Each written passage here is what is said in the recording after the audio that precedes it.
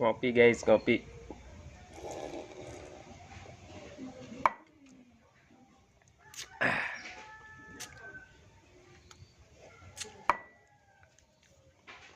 Kopi Torabika. Jadi buat teman-teman kalau yang mau coba belajar ngopi lagi ya, usahakan jangan kopi hitam dulu ya.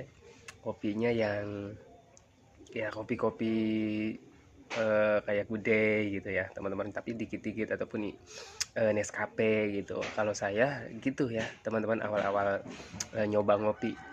Dan pernah juga awal-awal nyoba ngopinya itu kopi hitam, tapi langsung mules. Kalau saya awal nyoba kopi hitam itu langsung mules, tapi pas nyobain ngopinya itu Nescafe gitu ataupun eh Good Day gitu. Nah, itu agak nyaman tuh teman-temannya di lambungnya ya, jadi nggak mules, jadi nggak berasa kembung gitu. Terus juga yang cocok banget di saya tuh sampai nyobainnya langsung 1 gelas gitu. Itu tuh kopinya kopi Good yang pakai serbuk coklat tuh, teman-teman, mantep tuh kopinya, jadi agak berbusa gitu kan kopinya, jadi ala-ala kopi cafe gitu ya. Menurut saya tipsnya nih, kalau teman-teman itu mau nyoba ngopi, jadi ngopinya jangan sendirian, ngopinya itu harus bareng teman-teman ya, jadi harus eh rame-rame gitu kalau bisa ya, teman-temannya, ataupun lagi sama kumpul keluarga, lagi acara keluarga, ataupun lagi di tempat hajatan, ataupun lagi reunian gitu teman-temannya, kalau teman-teman itu mau nyoba ngopi. Saya juga awal-awal begitu ya, jadi saya awal-awal itu nggak seduh sendiri kopinya, jadi nggak satu gelas itu nggak sendirian ngopinya. Jadi kan kita di tempat kerja itu kalau misalkan istirahat terus habis makan kan pada ngopi tuh ya.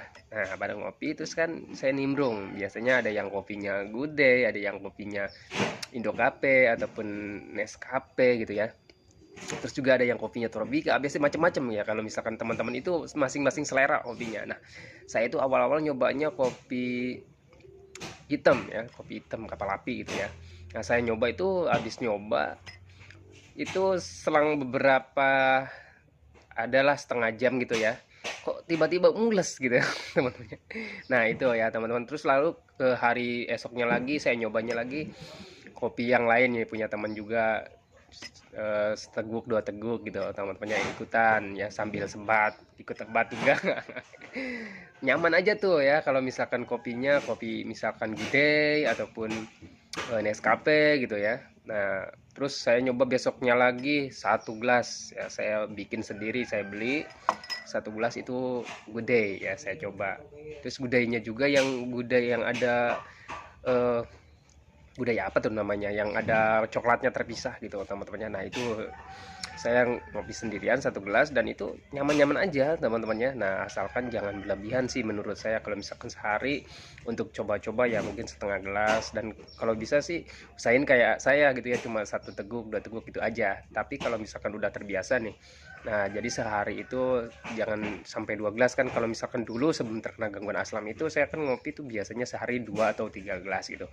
Tetapi untuk sekarang itu paling ya sehari 1 gelas, ataupun ya paling banyak tuh udah 2 gelas gitu teman-temannya. Dan itu juga biasanya barengan sih ya, yang nggak terlalu fokus 1 gelas sendiri gitu, gitu. Paling saya sama istri 1 gelas sehari, ataupun pagi misalkan 1 gelas gitu aja ya, teman-temannya. Intinya kalian itu jangan takut bahwa kalian itu nggak bisa eh, makan ataupun minum hobi kalian gitu teman-teman. Kalian akan bisa menikmati makanan ataupun minuman yang kalian sukai ya, seperti kopi contohnya. Yang intinya sih menurut saya yang harus dihindari itu seperti soda, minuman berwarna terlalu sering, dan itu yang harus dihindari teman-temannya. Yang penting perbanyak minum air putihnya, itu aja sih kalau menurut saya, dan pengalaman saya sih seperti itu teman-temannya. Jadi yang paling dihindari itu dari minuman itu soda, terus minuman berwarna ya, terus juga kalau dari makanan yang penting pedas yang berlebihan gitu teman-teman, itu yang harus dihindari.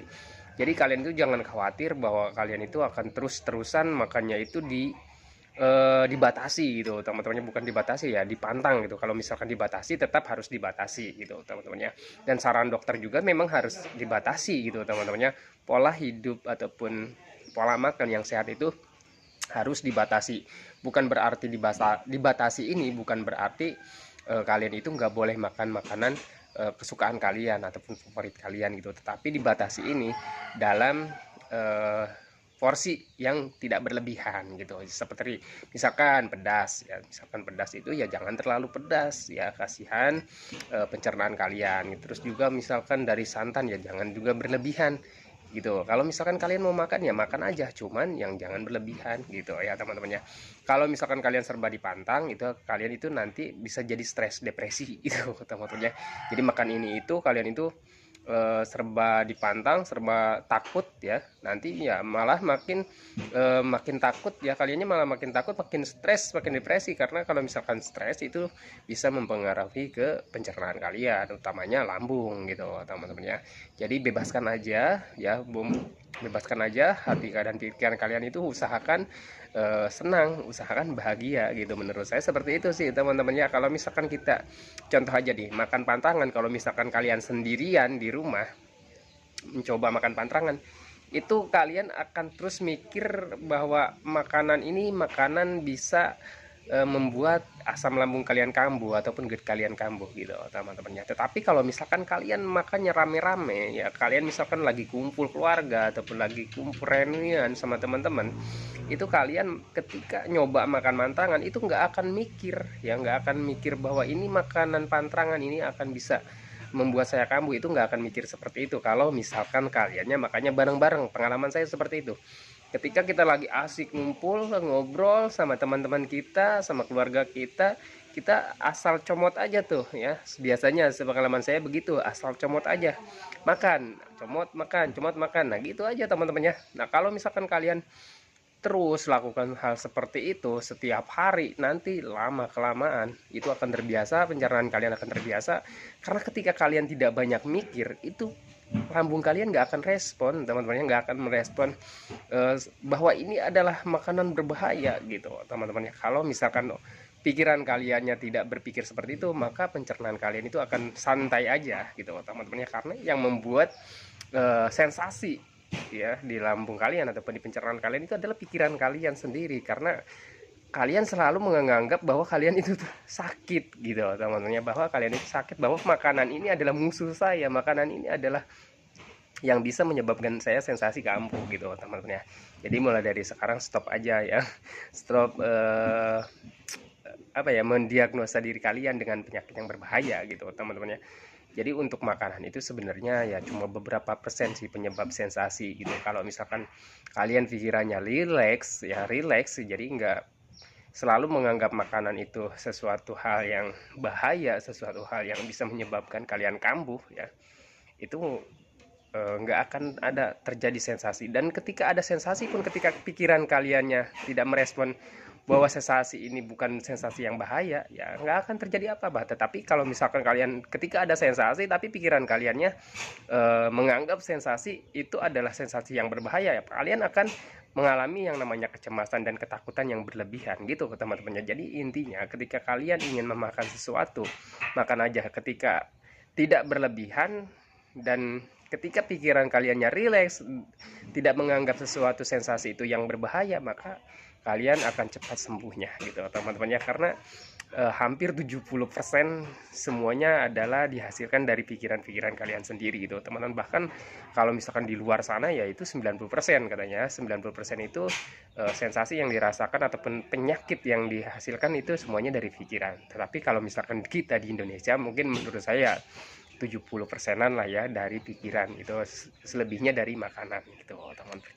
Ataupun 50-50 nih, 50% dari makanan, 50% dari pikiran. Tetapi kebanyakan sih pikiran itu penyakit itu menurut saya lahirnya dari memang pola pikir ya teman-temannya. Dan untuk manusia itu memang ya banyak lah ya pikirannya gitu teman-temannya. Apalagi di Indonesia ini kebanyakan stresnya karena tekanan ekonomi ya, tekanan banyak lah pokoknya, nggak usah dijelasin ya kesananya. Oke, jadi saran saya buat teman-teman yang masih takut ngopi ya, takut makan pantangan, ataupun takut jalan-jalan atau keluar rumah, menurut saya mulai dari sekarang mulai latihan aja ya teman-teman. Jangan terlalu mencemaskan sensasi di dalam perut kalian ataupun di lambung kalian ataupun di badan kalian. Ketika kalian sudah didiagnosanya hanya GERD asam lambung, ya udah jangan terlalu banyak mikir. jantung, paru, liver ya. Jangan terlalu banyak mikir seperti itu ya. Jadi saran saya kalau memang diagnosanya hanya aslam ataupun GERD, ya udah sih jangan terlalu banyak mikir sensasi ataupun penyakit yang berbahaya ya. Oke, salam sehat dari saya ya teman-temannya. Jangan lupa konsisten metode 3P-nya, sering minum air hangat pelan-pelan, sering olahraga ringan ya seperti berjalan kaki, berjemur, insya Allah kalian akan cepat membaik. Usahakan aja setiap harinya hati dan pikiran kalian itu selalu merasa bahagia. Gimana caranya? Banyak cara, banyak ragam. Apa yang membuat kalian senang, apa yang membuat kalian bahagia, lakukan saja. Oke, salam sehat dari saya.